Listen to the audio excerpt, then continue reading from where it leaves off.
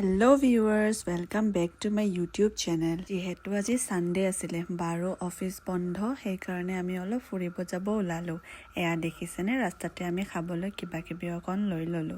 তাৰ পিছতে আমি যাবলৈ ওলালো। এয়া দেখিছেনে ফাৰ্নিচাৰ বজাৰ, যিহেতু অহাকালি মানডে আৰু মানডে আমাৰ ধূপধাৰাত ডাঙৰকৈ বজাৰ হয়। তাৰ পিছতে আমাৰ লগত আহিলে কবিৰ দাদা আৰু কবিৰ দাদাৰ ভণ্টি ভূপালী। আজি আমি যাই আছো হৌহোৱা মানে মেঘালয়ৰ ফালে, যিহেতু ঠাইখিনিৰ নাম নাকাচিকং। নৰ্মেলি আমি হৌহোৱা বুলি চিনি পাওঁ সকলোৱে। দেখিছেনে ৰাস্তাবোৰ ইমানে চাফ চিকুণ। আপোনালোকে পাৰ্কিঙৰ কাৰণে ইয়াতে বাইক লৈ আহিলে 30 টকা দিব লাগিব আৰু গাড়ী লৈ আহিলে আপোনালোকে 100 টকা দিব লাগিব। এয়া আহি পালো আমি নাকাচিকং পিকনিক স্পট। দেখিছেনে আজি যিহেতু সানডে ইমানেই মানুহ হৈছে, চাবলৈ মানে ঠাইয়ে নাই। গোটেইবোৰে আমি একলগ হৈ এতিয়া অলপ ফুৰিবলৈ ওলালো। ইয়াতে বহুত দূৰ দূৰৰ পৰা মানুহ আহে পিকনিকৰ কাৰণে, এসাঁজ একলগে বহি খাবলৈ কাৰণে। এতিয়া চাওকচোন ইমান ধুনীয়া বিহু নাচি আছে।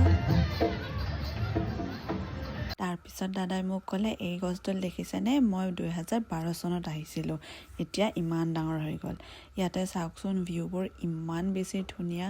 আপোনালোকে যদি আহি পোৱা নাই কেতিয়াবা আহিব, ঠাইখিনি বৰ ধুনীয়া। তাৰপিছত আমি ঠাই বিচাৰি নাপাই শিলৰ ওপৰতে বহি গ'লো। তাৰপিছত ইহঁতক ফটো ভিডিঅ' অলপ উঠাই দিলো। জানে নহয় পিকনিক আহিলে অলপ মস্তি কৰোঁ।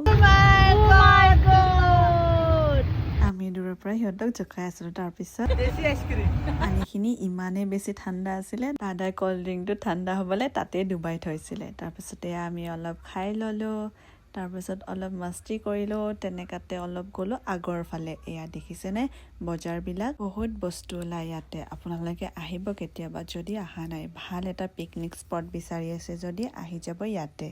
যিহেতু সকলোকে ফটো ভিডিঅ' উঠাই দিলোঁ, মইনো ক'ত পিছত থাকিম। তাৰপিছত ময়ো কেইটামান ৰিলছৰ বাবে ভিডিঅ'জ লৈ ল'লো। হঠাতে লগ পাই গ'লো মানসী বাক। ইমান যে মৰম লাগিছে নহয় তাইক। তাই মোৰ বহুত আগৰ পৰাই চিনাকি ফেচবুকৰ পৰা। 2 দিন লগ পালো তাইক, আৰু এনেকৈ আমি হঠাতে লগ পাই যাওঁ একো খা খবৰ নোহোৱাকৈ। তাৰপিছত দেখিছেনে মোৰ হেণ্ডচাম দাদাটোক, আৰু এয়া মোৰ বা। যিহেতু তাইৰ পানীখিনিৰ সন্মুখতে ফটো উঠিবলৈ মন আছিলে, কিন্তু ফটো উঠিব নোৱাৰিলে, পানীৰ স্পীডটো বেছি আছিলে। গম নাপাওঁ এওঁলোক কোন হয়, কিন্তু মৰম লাগি আছিলে ফটো উঠি থাকোঁতে। সেনেকাতে ময়ো কেপচাৰ কৰি ল'লোঁ, মই অলপ মোৰ ফোনতে। সেইটো আমি বাইকত আহিম তাৰ কাৰণে চুলিখিনি বান্ধি ল'লোঁ, নহ'লে চুলিবিলাক ছিঙি ছিঙি যায়। ময়ো উঠি ল'লোঁ দাদাৰ বাইকৰ পিছফালে। আমি তাৰ পৰা ওলালোঁ। যিহেতু আজি মোৰ এটা ৰ'জ বুকে অৰ্ডাৰ আছিলে, তাৰপিছত ঘৰত আহি গ'লোঁ, লাগি গ'লোঁ কামত।